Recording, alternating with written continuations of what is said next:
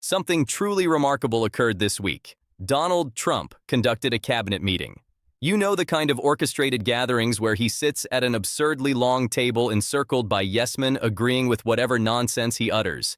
But this time, things didn't unfold as expected because halfway through his incoherent comments on trade agreements and imaginary economic successes, Fox News did something they rarely do. They cut away. They simply stopped broadcasting it, switched to a commercial, and returned with a Fox News update about virtually anything else. Now, when your own propaganda channel, the network that spent years defending your every statement, justifying your every wrongdoing, sanitizing your every authoritarian impulse, decides they can't show you to their viewers anymore. That says everything about our current situation. This isn't Fox safeguarding Trump.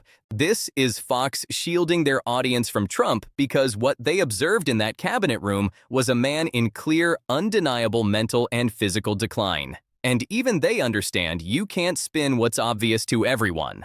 Let's examine what truly happened in that meeting because the clips that did leak out are genuinely alarming.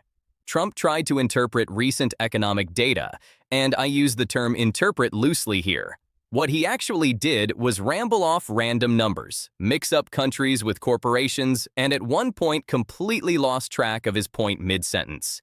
He stated, and I quote, "We're bringing back $400 billion, maybe $500 billion, some say $600 billion from China, from Canada, from the European Union, which is essentially Germany if you think about it. And nobody has ever seen numbers like this. The biggest numbers in history. None of this makes any sense. Those aren't policy positions. That's not even spin. That's a man grasping at numbers he believes sound impressive while being utterly clueless about what he's actually talking about.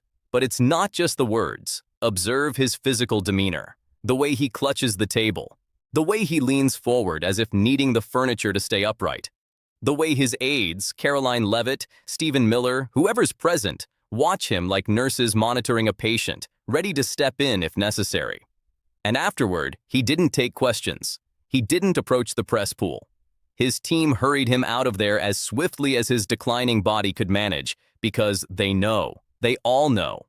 Here's what's become crystal clear. Donald Trump's staff isn't serving him anymore. They're managing him. There's a distinction. Compare his public exposure now to his initial term. Back then, whether you liked him or not, the man was everywhere. Daily press briefings, hour-long unscripted rants. He'd stand in front of Marine One and just talk. Stream of consciousness, sure, but he was present. Now he scarcely appears. When he does, it's heavily scripted. Teleprompter for comments that would have been off the cuff in 2017. Pre-screened questions only. Limited media access. And the instant anything deviates from the script, they pull him. Why? Because the people surrounding him, Stephen Miller, Elon Musk, J.D. Vance, aren't working for Donald Trump's agenda anymore. They're pursuing their own while he deteriorates in real time. There was recent reporting about Miller running a separate communication channel with Trump, feeding him information throughout the day, essentially creating a shadow command structure that bypasses the official White House. That's not staff loyalty. That's a power grab. That's someone positioning themselves as the actual decision-maker while the nominal president declines. Elon Musk has openly contradicted Trump's statements on policy. J.D. Vance is already doing separate interviews portraying himself as the administration's steady hand. These individuals aren't serving Trump. They're exploiting him. They're enriching themselves, advancing their separate agendas, playing the markets based on insider information, and waiting for the inevitable moment when he's too far gone to stop them. Donald Trump has become a figurehead in his own administration, and everyone around him knows it. But here's where it becomes truly revealing. Here's where Trump's psychological state becomes impossible to ignore. You might have heard about this. Donald Trump is currently holding federal infrastructure funding hostage, specifically funding for the Gateway Project, crucial transportation infrastructure for the Northeast, in exchange for getting his name on Dallas Airport and Penn Station in New York. Read that again. The President of the United States is extorting a sitting Senator, Chuck Schumer, to rename public infrastructure after himself. Now, on its face, this is pathetic. It's the behavior of a malignant narcissist who never received enough love as a child. But it's more than that. Because when you examine the pattern of Trump's actions these past few months, a picture emerges, and that picture is of a man in absolute panic about his legacy. He renamed the Kennedy Center the Kennedy Center to include his own name, the John F. Kennedy and Donald J. Trump Center for the Performing Arts. He couldn't even let JFK have that alone. He's commissioned a massive arch in Washington, D.C., a literal monument to himself that historians have compared to the kind of vanity projects built by Saddam Hussein and Stalin in their final years.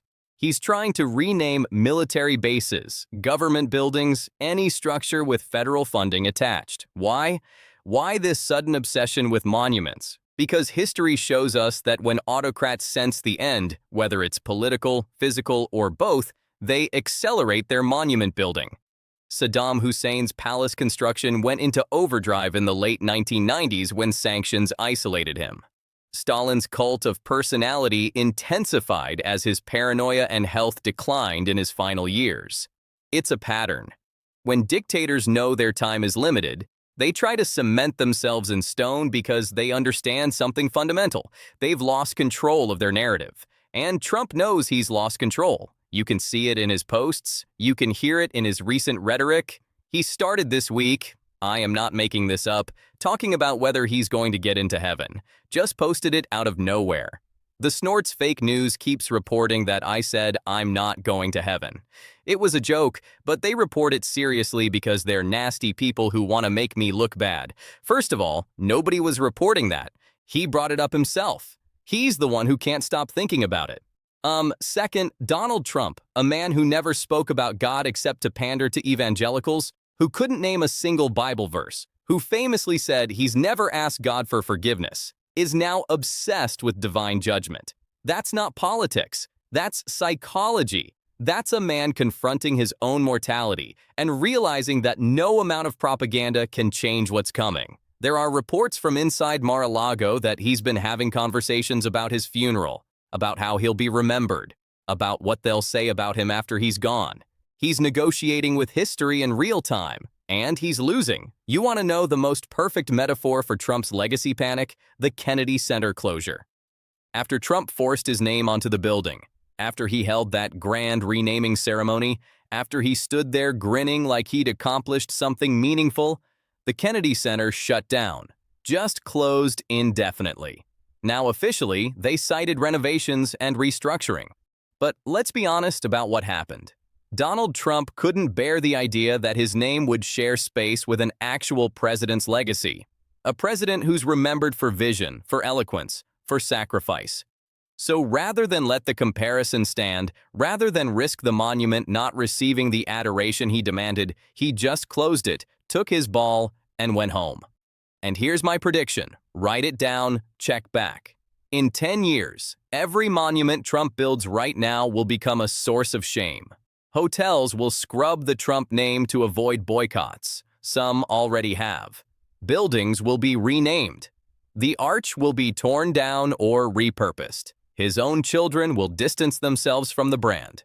Some already are. The monuments he's desperately trying to build aren't going to preserve his legacy. They're going to become tourist attractions for mockery. People will visit Trump's folly the way they visit Confederate monuments, not to honor, but to remember what we overcame. Donald Trump senses this. He knows this, and it's eating him alive. But here's the thing. This isn't just about one old man's vanity, this monument obsession, this legacy panic. It's connected to something much darker. It's connected to what his administration is trying to hide. Because at the exact same time, Trump is trying to build monuments to himself. His administration is systematically erasing other people's history, specifically Black history. It started immediately, day one of this administration. The DEI rollbacks, the Smithsonian purges, the curriculum changes, forcing schools to remove discussions of slavery, Jim Crow, the civil rights movement from American history classes. Remember the Enola Gay incident? They ran a Control-F search for the word gay in federal museum archives and just started deleting things. removed an entire exhibit about the plane that dropped the atomic bomb because the word gay appeared in its name. That's the level of incompetence we're dealing with.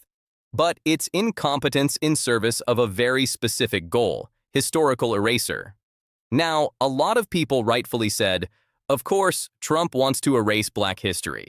He's a racist. His administration is filled with white supremacists. They don't want those stories told. That's true, but it's not the whole truth, because the reason they're erasing Black history isn't just bigotry, it's strategy. Fascism requires historical amnesia. Authoritarianism cannot function if people remember how it works, what it looks like, who it targets, and how it's been resisted before. There was a podcast conversation recently between Andrew Schultz and Charlemagne, the god that perfectly captured this dynamic. Schultz, who, let's remember, defended Trump, made excuses for Trump, told people they were overreacting about Trump, was now expressing shock at what he's seeing. "I never thought I'd see this in America," he said. "People being shot in the streets by federal agents, families being torn apart, thugs with badges just hunting people down for no reason." And Charlemagne said something so simple, so obvious, so devastating, you never thought it would happen to white people. Because here's the reality. This is American history. This has always been American history. Where do you think policing in America comes from? Slave patrols. That's it. That's the origin story.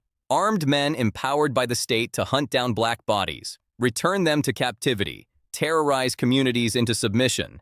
That's where American policing started. The ICE raids happening right now. Agents breaking into homes without warrants, tearing families apart, disappearing people into detention centers. That's not new. That's a photocopy of fugitive slave laws. Federal agents empowered to hunt human beings across state lines and return them to bondage. The militarized police beating protesters in the streets. The surveillance state tracking activists. The criminalization of mutual aid. Black Americans have been experiencing this for 400 years. Indigenous Americans wrote the manual in blood. What's happening now isn't Trump inventing American authoritarianism. It's American authoritarianism finally coming for everyone. And that's why they need to erase Black history. Because if Americans knew that history, if they really understood it, they'd recognize what's happening right now. If we knew Frederick Douglass, we'd know how to speak truth to power. If we knew Harriet Tubman, we'd know how to build underground networks of resistance. If we knew Ida B. Wells, we'd know how to document atrocities and force the country to confront them. If we knew Fannie Lou H.R., we'd know how to organize at the grassroots level and challenge corrupt systems.